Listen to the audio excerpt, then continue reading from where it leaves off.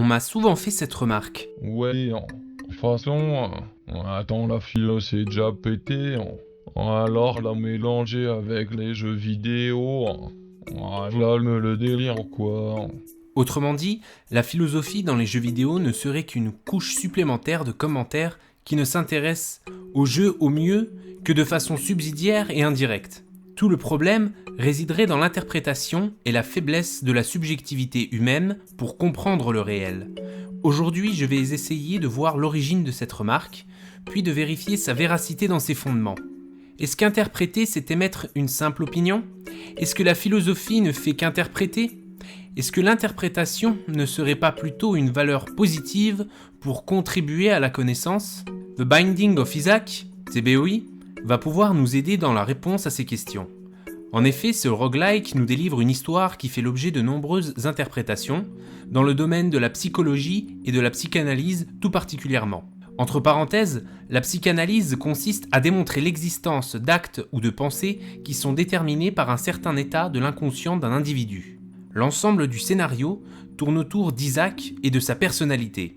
Parce que ses créateurs Edmund Macmillan et Florian Himsel connaissent la Bible, mais surtout la psychanalyse, toutes les explications sur la vie du personnage principal sont suggestives.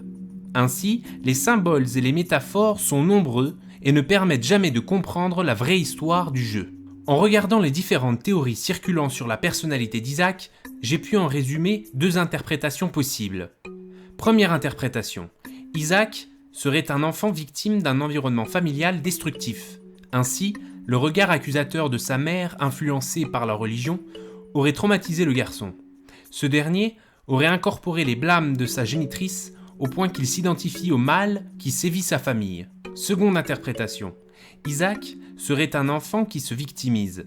Ainsi, toute l'histoire de TBOI se concentre sur la névrose d'un gamin qui se construirait un monde horrible, jonché de pires atrocités dont son imagination est capable. Ce monde ne serait alors que la nourriture d'une personnalité sadique. Selon moi, ces 2 lectures ne s'opposent pas, mais doivent se compléter dans une 3e perspective englobante. En effet, dans la compréhension de l'histoire de TBOI, les concepteurs du jeu ont volontairement voulu laisser le choix aux joueurs. En réalité, le personnage d'Isaac et la représentation puérile de sa personnalité sous forme symbolique sont le lieu de l'analyse psychanalytique du propre joueur. Ainsi, si vous concluez qu'Isaac est une victime ou une personne qui se victimise, alors vous transmettez un certain état émotionnel. En réalité, toutes les interprétations ne seraient alors que la conclusion de votre propre état psychique. TBOI se présenterait donc comme le test de Rorschach où la libre interprétation du joueur n'est qu'un moyen pour l'analyse de votre personnalité et non celle d'Isaac. Pourtant, ma propre perspective sur l'histoire de TBOI, qui se présente alors comme une méta-histoire psychanalytique de ce jeu, peut aussi être sujette à interprétation. On pourrait en effet me rétorquer que mes propos ne sont qu'un reflet de mon état psychique.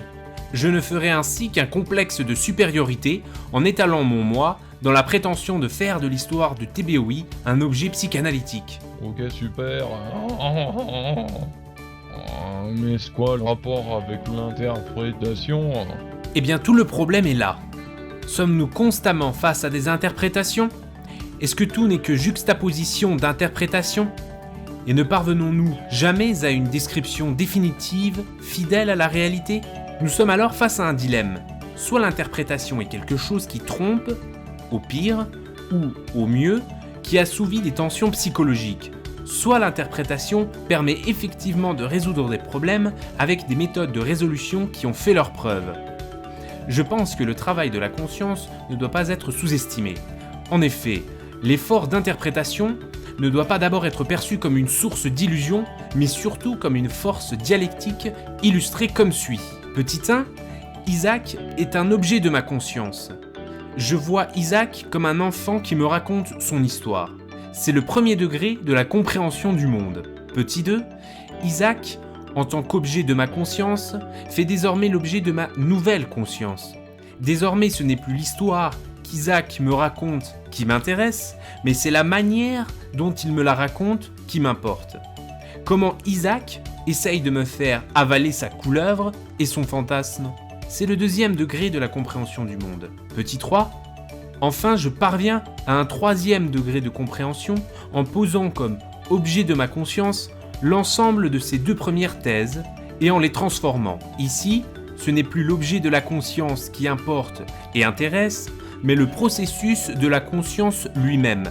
Désormais, Isaac n'est plus pris comme un enfant victime, ni comme un sadique. Il n'est même plus pris comme une personne ou un personnage symbolisant quelque chose. Il est même totalement marginalisé au profit de l'activité consciente qui réalise l'objectivation d'Isaac, c'est-à-dire le passage où la parole d'Isaac n'est plus prise en tant que telle, mais comme un support d'une interprétation critique complètement extérieure aux propos d'Isaac. L'interprétation est celle qui conçoit la progression dans la connaissance. Interpréter, c'est donner du sens. Or, le sens n'est possible que s'il y a un début et une fin, c'est-à-dire une direction. Un tel mouvement est certes concret grâce à son contenu, sa matière, qui lui donne son identité, mais il lui faut aussi une origine et une fin. Interpréter, c'est construire les catégories de la connaissance des choses, c'est-à-dire ce qui permet d'accumuler du savoir, de faire le lien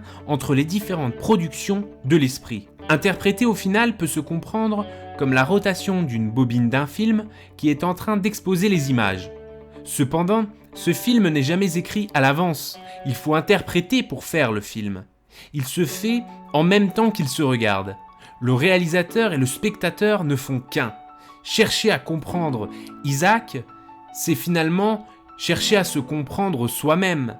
Tu feras Isaac au même titre que tu te feras Isaac.